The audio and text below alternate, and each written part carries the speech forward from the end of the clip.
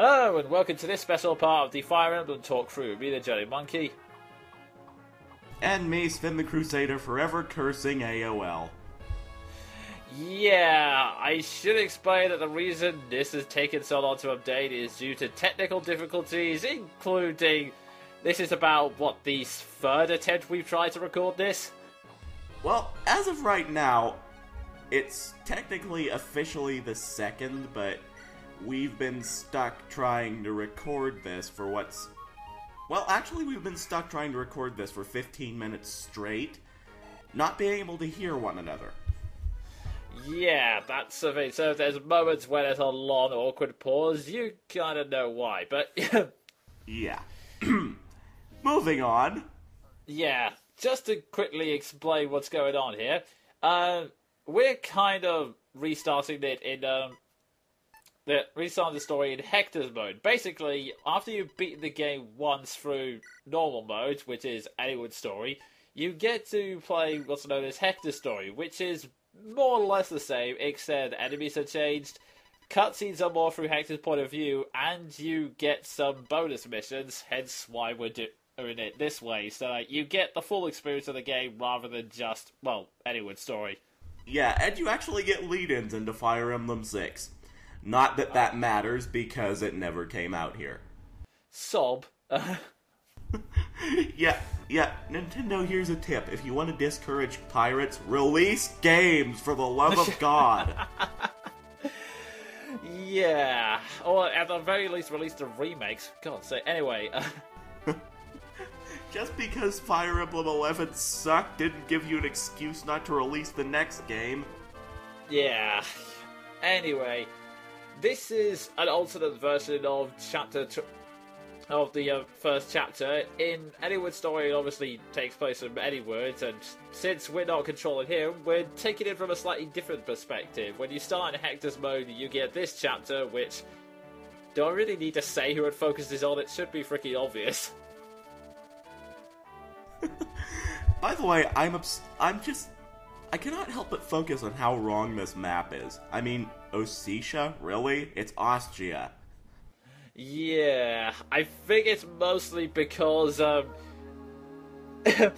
map has some kind...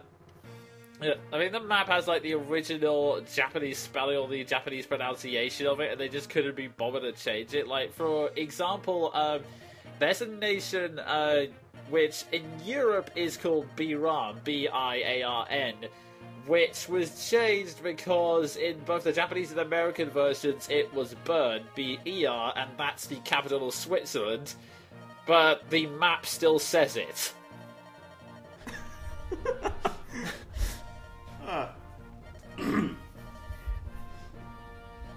Wow, someone on the dev team was lazy. Yeah, they couldn't be bothered to change the sprites for localization.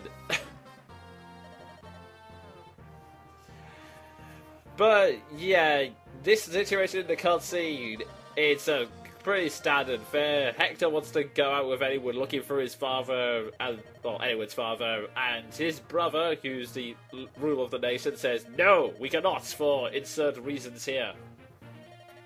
Well, actually, whenever I think of it, those insert reasons here don't even seem to make that much logical sense. I mean, looking for a missing lord is hardly going to incite war. Yeah, I think I'm guessing the idea is that if they show in a panic, then they look weak and invite themselves to be in war. I don't know. Yeah, I don't pretend to get nobles. Yeah. Matthew! Yeah, that's another plus point of Hector's story. Matthew gets more screen time.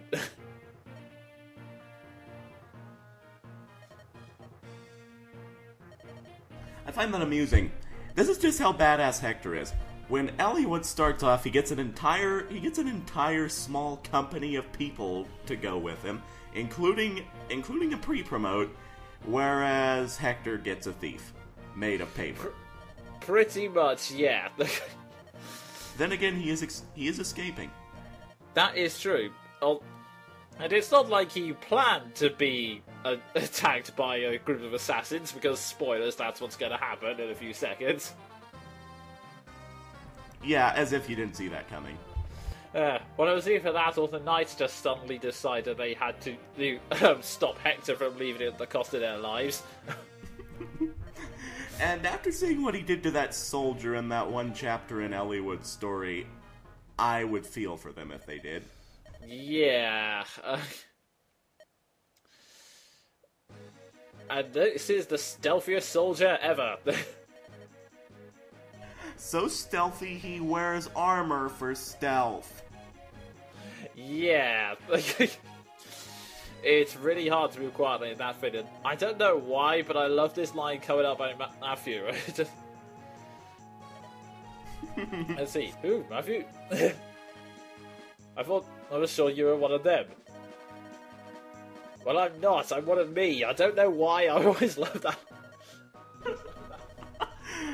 Oh, Matthew. There is a reason you've always been my favorite. Oh, dear. So, yeah, this is beginning the first chapter all over again, and as Sven pointed out, this chapter is a little different in that you've only got 2 people, so you... So, unlike other chapters where you've had a decent amount of people to work with, all you've got is one axeman and Matthew, who, yeah, he doesn't take that much punishment. And, once again, Matthew's saying maybe we could abandon the escape plan, but Hector says no, which... no, we're just gonna plow through all the assassins that are trying to kill us. Yeah, that sounds like Hector. In his defense, he can solo this entire chapter, so he has a fair argument. Pretty much, yeah. I mean, it is a little tricky, but yeah, pretty much almost every single enemy can be one-shotted or two-shotted by Hector, and after his bad debut in Elliewood's story, we can finally see what he's... Oh, come on! Good work there. Very good work, Hector. Most impressive. Yes, finally, we managed to kill someone. Way to be competent there, my lord. Yeah,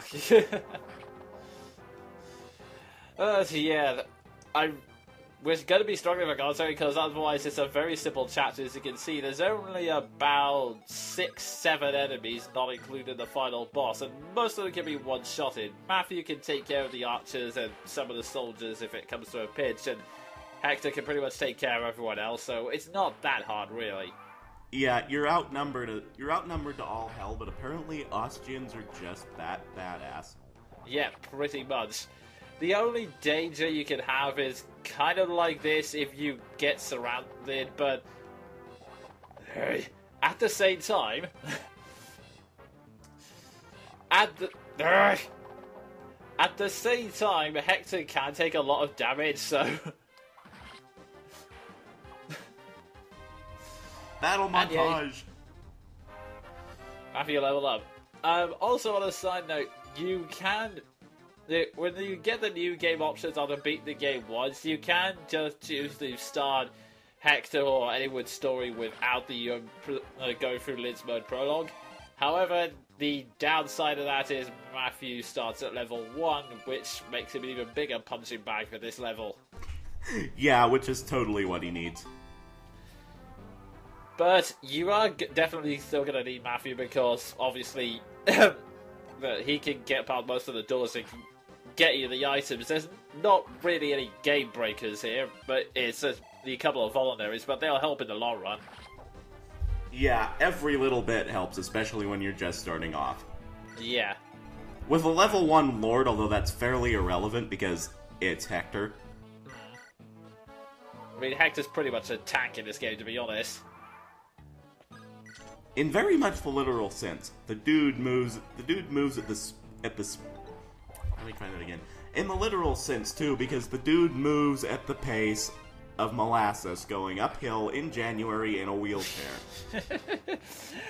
Pretty much, but at the same time, any of promotes, he does end up double attacking everything. The only problem is that his skill's not that high, so when you start off, you have a tendency for missing, which is totally why Hector keeps... Yes, I think we're demonstrating that point quite nicely. Yeah. Matthews is just HP, which we've also just demonstrated.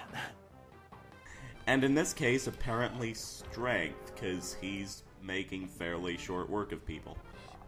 Pretty much, although don't forget that because of the Lid's Prologue, Matthews at level 8, so he's actually considerably higher than pretty much everyone else on the map, including Hector.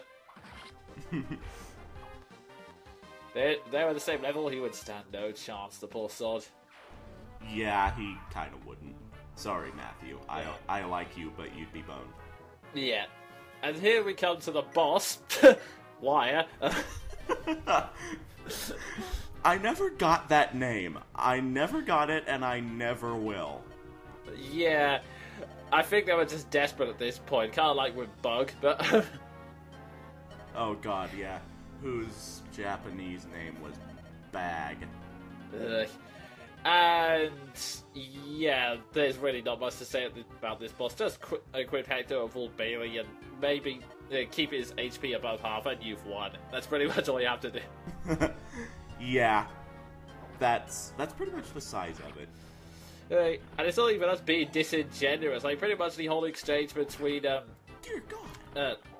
Yeah, that was too close. But yeah, between Hector and Wire is Wire trying to be dramatic and Hector saying, yeah, get out of my way, I've got things to do.